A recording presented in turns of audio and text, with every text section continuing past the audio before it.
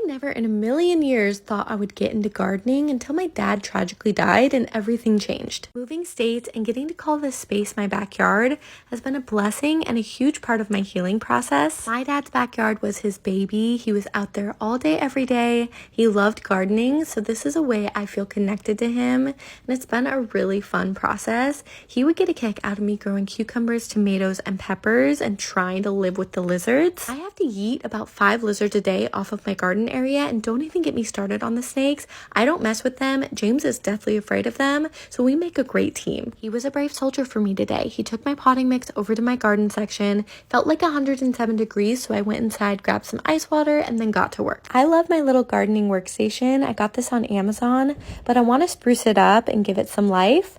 I'm still getting used to the summers in Florida. The torrential rain is no joke. As you can see, Exhibit A, the clouds look ominous and apocalyptic. However, give it 10 or 15 minutes and the sun will be shining yet again. I won't lie, I have fallen for a good southern summer storm. Such a vibe. It's so breezy outside, but still warm. You hope you don't get struck by lightning. There's a little drama, and my plants seem to love it.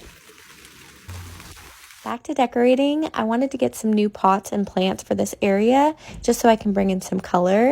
I'm also trying my hand at some new plants and succulents. If you have a backyard, I highly recommend investing in one of these garden hose reels. It's mounted so you don't have to break your back bending down. It's retractable, super convenient. Honestly, one of our best purchases. It's looking cute, right? I'm going to be adding things here and there. I did try to add this hook myself. I never said I was good with tools, okay? I'm an independent feminist queen until power tools are involved. And that's the hill I'm willing to die on. I did add this container for all of my garden essentials.